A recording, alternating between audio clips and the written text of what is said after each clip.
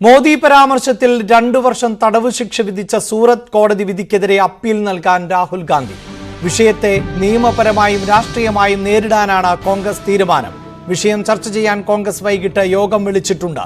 വിജയ് ചൌക്കിൽ കോൺഗ്രസിന്റെ പ്രതിഷേധം അല്പസമയത്തിനകം ആരംഭിക്കും. രാഹുൽ ഗാന്ധിക്കെതിരെ BJP ഗൂഢാലോചന നടത്തുകയാണ് എന്നും ജയിലിൽ അടയ്ക്കാനാണ് ശ്രമമെന്നും AICC general secretary KC Venugopal ആരോപിച്ചു. വിവരങ്ങളുമായി ER രാഗേഷ് ആണ് ചേരുന്നത്. രാഗേഷ്, നിയമപരമായും രാഷ്ട്രീയമായും വിഷയത്തെ നേരിടുക എന്നതാണ് കോൺഗ്രസിന്റെ തീരുമാനം. എങ്ങനെ അത് നടപ്പിലാക്കാനാണ് ആലോചന? അഭിലാഷ്, സൂറത്ത് ജുഡീഷ്യൽ മജിസ്ട്രേറ്റ് കോടതി വിധി വലിയ രാഷ്ട്രീയ പ്രത്യാഘാതമാണ് ഉണ്ടാക്കിയിരിക്കുന്നത്. ഏതായാലും അതിനെ രാഷ്ട്രീയപരമായും നിയമപരമായും നേരിടാൻ തന്നെയാണ് കോൺഗ്രസിന്റെ തീരുമാനം.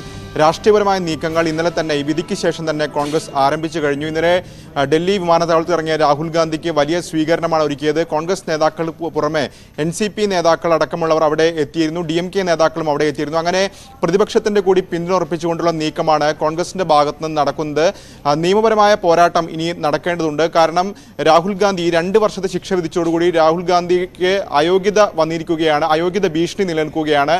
അതുകൊണ്ട് തന്നെ ഇത് മേൽക്കോടതിയെ സമീപിക്കുക അടുത്ത മാർഗം. സ്വാഭാവികമായും ഇപ്പോൾ ലഭിക്കുന്ന സൂചന അനുസരിച്ച് സെഷൻസ് കോടതിയിലായിരിക്കും രാഹുൽ ഗാന്ധി ഈ സ്റ്റേ ചെയ്യണം, അതായത് സൂറത്ത് കോടതി ഉത്തരവ് സ്റ്റേ ചെയ്യണമെന്ന് ആവശ്യപ്പെട്ടുകൊണ്ട് സെഷൻസ് കോടതിയായിരിക്കും ആദ്യം സമീപിക്കുക. അത് അവിടെ ഒരു അനുകൂല തീരുമാനം ഉണ്ടായില്ലെങ്കിലായിരിക്കും ഹൈക്കോടതിയിലടക്കം സമീപിക്കുന്ന നടപടി രാഹുൽ ഗാന്ധിയുടെ ഭാഗത്ത് നിന്ന് ഉണ്ടാവുക. ഇങ്ങനെ നിയമപരമായ നീക്കങ്ങളും കോൺഗ്രസിന്റെ ഭാഗത്ത് നിന്ന് നടക്കുന്നുണ്ട്. ഏതായാലും ഇതിൽ ഏറ്റവും ശ്രദ്ധേയമായ കാര്യം ഈ രാഷ്ട്രീയപരമായും നിയമപരമായും നീങ്ങുന്നതിനൊപ്പം സ്പീക്കർ ഈ വിഷയത്തിൽ എന്ത് നിലപാടെടുക്കുന്നു എന്നുള്ളതാണ്. കാരണം ലോക്സഭാ സെക്രട്ടേറിയറ്റാണ് ഇത്തരം കോടതി വിധി ഉണ്ടെങ്കിൽ പോലും ലോക്സഭാ സെക്രട്ടേറിയറ്റിന് തീരുമാനം വരുമ്പോഴാണ് അയോഗ്യത, രാഹുൽ ഗാന്ധിയുടെ അയോഗ്യത പ്രാബല്യത്തിൽ വരിക. അതുകൊണ്ട് തന്നെ സ്പീക്കർ ഇനി നടത്തുന്ന നീക്കങ്ങളായിരിക്കും സ്വാഭാവികമായും ഇതിൽ നിർണായകമാവുക. അടുത്തുള്ള സമീപകാലത്തുണ്ടായ ചില കേസുകൾ തന്നെ നമുക്ക് ഉദാഹരണമായുണ്ട്. പ്രത്യേകിച്ച് ലക്ഷദ്വീപ് MP ആയ മുഹമ്മദ് ഫൈസലിനെതിരായ കേസിൽ കവറത്തി കോടതി അയോഗ്യത വിധിച്ചിരുന്നു. ഈ കഴിഞ്ഞ ജനുവരി മാസത്തിലായിരുന്നു വിധി. ആ വിധി വന്ന് 3 ദിവസത്തിനകം തന്നെ ലോക്സഭാ സെക്രട്ടേറിയറ്റ് അയോഗ്യനാക്കിക്കൊണ്ട് മുഹമ്മദ് ഫൈസലിനെ അയോഗ്യനാക്കിക്കൊണ്ട് വിജ്ഞാപനം ഇറക്കിയിരുന്നു. അതായത് അപ്പീൽ പോകാനുള്ള സാധ്യത നിലനിൽക്കുകയാണ് അന്ന് ലോക്സഭാ സെക്രട്ടേറിയറ്റിന്റെ ഭാഗത്ത് നിന്ന് അത്തരത്തിലുള്ള നീക്കങ്ങൾ നടത്തിയത്. അതുകൊണ്ട് തന്നെ സ്പീക്കറുടെ ഭാഗത്തുനിന്ന് ലോക്സഭാ സെക്രട്ടേറിയറ്റിന്റെ ഭാഗത്തുനിന്ന് എന്ത് നടപടി ഇതിൽ ഉണ്ടാകുമെന്നത് നിർണായകമാണ്. ഏതായാലും ഫൈസൽ പിന്നീട് മേൽക്കോടതിയിൽ പോയി ഹൈക്കോടതിയിൽ പോയി അനുകൂല വിധി സമ്പാദിക്കും. പിന്നീട് തെരഞ്ഞെടുപ്പ് കമ്മീഷൻ പ്രഖ്യാപിച്ച ഉപതെരഞ്ഞെടുപ്പ് അടക്കം റദ്ദാക്കുന്ന നടപടിയാണ് ഉണ്ടായത്. ഏതായാലും ഇന്ന് വൈകിട്ട് 5 മണിക്കാണ് കോൺഗ്രസിന്റെ യോഗം ചേരുന്നത്. ഈ യോഗത്തിൽ PCC അധ്യക്ഷന്മാരടക്കമുള്ളവർ പങ്കെടുക്കുന്നുണ്ട്. ഈ യോഗത്തിൽ ഒരു തീരുമാനം, എന്ത് തീരുമാനം ഉണ്ടാകുമെന്ന കാര്യത്തിൽ ഒരു ധാരണ ഉണ്ടാകും. ഏതായാലും അപ്പീൽ നൽകുമെന്ന കാര്യം ഉറപ്പാണ്. കോൺഗ്രസ് അതുമായി ബന്ധപ്പെട്ട നിയമവിദഗ്ധരുമായി അടക്കം കൂടിയാലോചനകൾ ആരംഭിച്ചു കഴിഞ്ഞു. ഒപ്പം തന്നെ പ്രതിഷേധം മറ്റ് സംസ്ഥാനങ്ങളിലും ഒപ്പം തന്നെ വിവിധ. തീർച്ചയായും രാകേഷ്, ഇപ്പോൾ ഈ പ്രതിഷേധം പ്രത്യേകിച്ച് പാർലമെന്റിന് സമീപത്ത് വിജയ് ചൌക്കിൽ പ്രതിഷേധം നടക്കുകയാണ്. അവരുടെ പ്രതികരണങ്ങൾ കൂടിയാണ് ഇപ്പോൾ മാധ്യമങ്ങൾ ശ്രമിക്കുന്നത്. വലിയ പ്രതിഷേധം. രാഷ്ട്രീയമായും നിയമപരമായും ഈ വിഷയത്തെ നേരിടും എന്ന് നേരത്തെ തന്നെ KC വേണുഗോപാൽ പ്രതികരിച്ചിരുന്നു. ഇപ്പോൾ കോൺഗ്രസ് അധ്യക്ഷൻ മല്ലികാർജുൻ ഖാർഗെ ഉൾപ്പെടെയുള്ളവരെ നമുക്ക് കാണാൻ സാധിക്കുന്നു. ഒപ്പം ഇത് പ്രതിപക്ഷത്തിന്റെ ഒന്നടങ്കം പ്രതിഷേധമായി തന്നെ നമുക്ക് മനസ്സിലാക്കാൻ സാധിക്കുന്നു. കാരണം പ്രതിപക്ഷ നേതാക്കൾ, മറ്റു നേതാക്കളെ അടക്കം നമുക്ക് ദൃശ്യങ്ങളിൽ കാണാൻ സാധിക്കുന്നുണ്ട്. കേരളത്തിൽ നിന്നുള്ള MP-മാർ ഉൾപ്പെടെ പങ്കെടുക്കുകയും ചെയ്യുന്നു. മല്ലികാർജുൻ ഖാർഗെ മാധ്യമങ്ങളോട്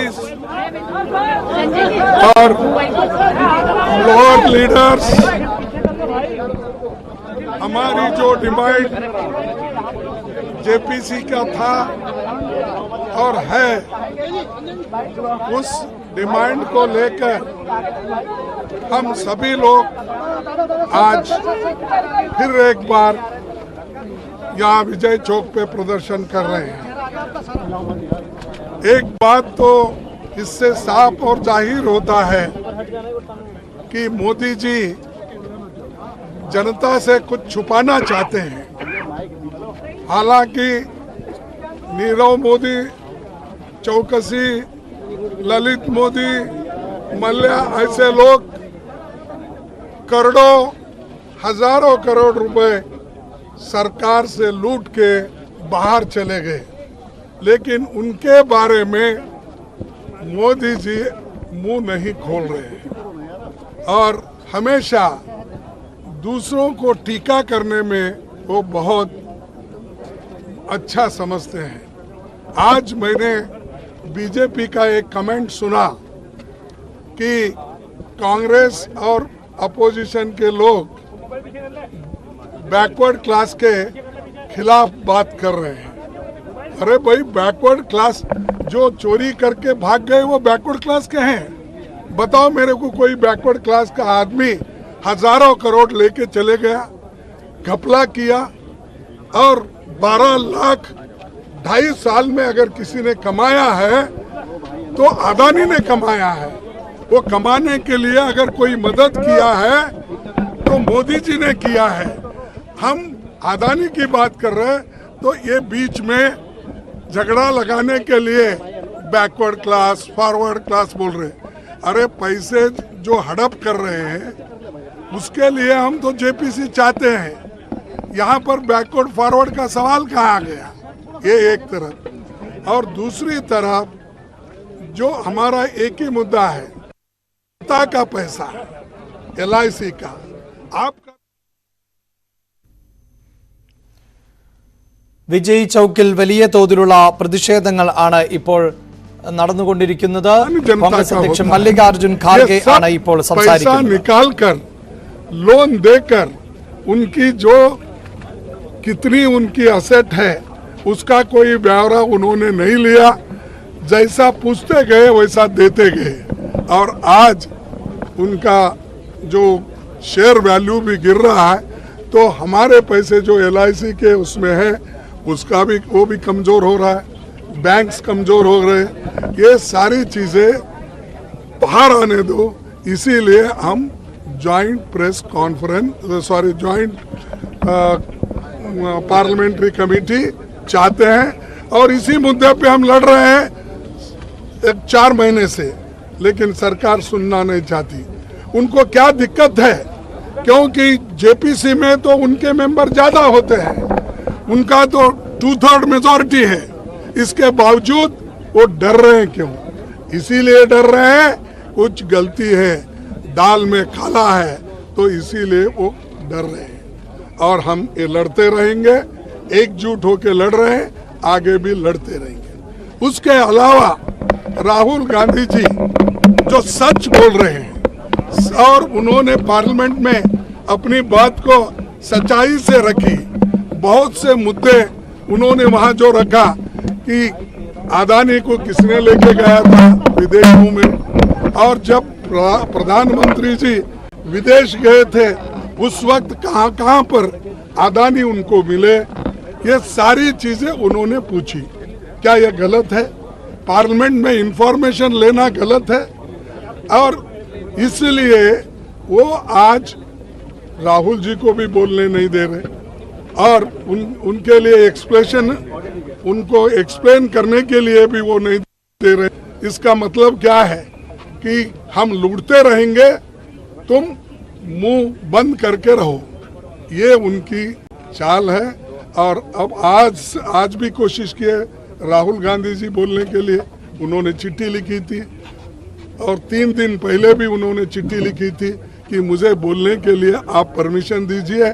मेरे खिलाफ 4 मिनिस्टर्स पार्लियामेंट में बोले हैं, मुझे भी वही हक दो जो जिस मेंबर्स को या जिस मिनिस्टर को आपने हक दिया है। तो फिर भी उन्होंने माना नहीं। इससे ये जाहिर होता है कि डेमोक्रेसी को खत्म करने का, फ्रीडम ऑफ एक्सप्रेशन को खत्म करने का, फ्रीडम ऑफ स्पीच को खत्म करने का, और आगे एक दिन ऐसा आएगा अगर यही चाल से वो चले और चल रहे हैं जिस राह से, तो इस देश में ऑटोक्रेसी आएगी, डिक्टेटरशिप आएगी और सबके बंद हो जाएंगे। हम बोलने वालों का भी बंद हो जाएगा मुंह।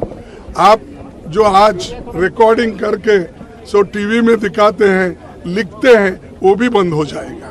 तो इसीलिए सबके लिए लड़ रहे हैं हम, जमहूरियत को टिकाने के लिए, संविधान को बचाने के लिए, freedom of speech and expression को बचाने के लिए हम कोशिश कर रहे हैं। और जो सच बोलते हैं उनको जेल में डालने की कोशिश वो करते हैं। सिर्फ एक ही पार्टी का नहीं, कांग्रेस का मैं बोल रहा हूँ, सभी पार्टी के लोग आज जितने भी अपोजिशन पार्टीज है जो सच बोल रहे हैं, ठीक ढंग से है, उनको भी सताने का काम कर रहे हैं। तो एक पार्टी सभी पार्टियों को രാഹുൽ ഗാന്ധിക്ക് മോദി പരാമർശത്തിൽ ശിക്ഷ വിധിച്ചതിനെതിരെ നിയമപരമായും രാഷ്ട്രീയമായും മുന്നോട്ട് പോകാൻ തന്നെയാണ് ഇപ്പോൾ കോൺഗ്രസിന്റെ തീരുമാനം. ജനാധിപത്യം കശാപ്പ് ചെയ്യപ്പെടുകയാണ് എന്ന നിലപാട് ആവർത്തിക്കുന്നു. അതോടൊപ്പം തന്നെ പ്രതിപക്ഷ പാർട്ടികളുടെ ഒന്നടങ്കം പിന്തുണ ലഭിക്കുന്നുണ്ട്. കേരളത്തിൽ നിന്നുള്ള V Sivadasan, P Santhosh Kumar, NK Premachandran എന്നിങ്ങനെ കോൺഗ്രസ് ഇതര എംപിമാരും ഈ പ്രതിഷേധ കൂട്ടായ്മയിൽ അണിനിരക്കുകയും ചെയ്തിട്ടുണ്ട്. ER രാഗേഷ് വീണ്ടും ചേരുന്നുണ്ട്. രാഗേഷ്, ലളിത് മോദിയുടെയും നീരവ് മോദിയുടെയും പേരുകൾ ആവർത്തിച്ചുകൊണ്ടാണ് മല്ലികാർജുൻ ഖാർഗെ സംസാരിച്ചു തുടങ്ങിയത്. അതായത് രാഹുൽ പറഞ്ഞതിൽ ഉറച്ചു നിൽക്കുന്നു, ആ വിമർശനങ്ങൾ വിമർശനങ്ങളായി തന്നെ നിലനിന്നുകൊണ്ട് മുന്നോട്ടു പോകും എന്ന നിലപാട്, ഒപ്പം പ്രതിപക്ഷ പാർട്ടികളുടെ ഈ വിഷയത്തിന്മേലുള്ള കൂട്ടായ്മ.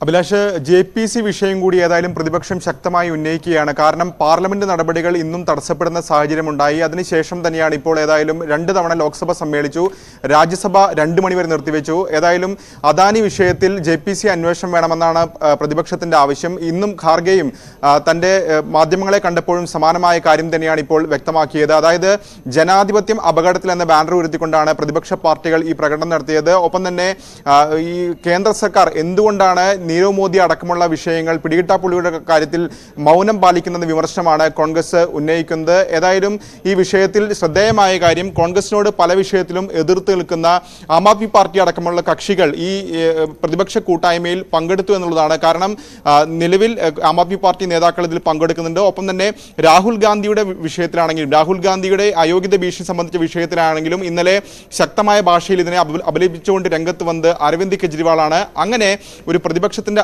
ഐക്യം ഏതായാലും ഈ വിഷയത്തിൽ കാണപ്പെടുന്നു എന്നതാണ് ഏറ്റവും ശ്രദ്ധേയമായ കാര്യം. ഏതായാലും ഇന്ന് ഈ സഭാ നടപടികൾ ഇത്ര സംഘർഷപരമായി നിൽക്കെ രാഹുൽ ഗാന്ധി പാർലമെന്റിൽ എത്തിയിരുന്നു. പാർലമെന്റിൽ രാഹുൽ ഗാന്ധി കോൺഗ്രസിന്റെ നേതാക്കളുമായുള്ള സംസാരിച്ചു. ഒപ്പം തന്നെ അതിനുശേഷം കോൺഗ്രസിന്റെ യോഗത്തിൽ രാഹുൽ ഗാന്ധി പങ്കെടുക്കുകയും ചെയ്തു. പക്ഷേ പാർലമെന്റ് നടപടികളിൽ രാഹുൽ ഗാന്ധി പങ്കെടുക്കുകയും ചെയ്തിട്ടില്ല. ഏതായാലും ഈ വിഷയത്തിൽ രാഷ്ട്രീയപരമായും നിയമപരമായും മുന്നോട്ട് പോകാൻ തന്നെയാണ് കോൺഗ്രസിന്റെ തീരുമാനം. അഭിലാഷ്, രാജ്യത്ത് ഫ്രീഡം ഓഫ് എക്സ്പ്രഷനും സ്പീച്ചും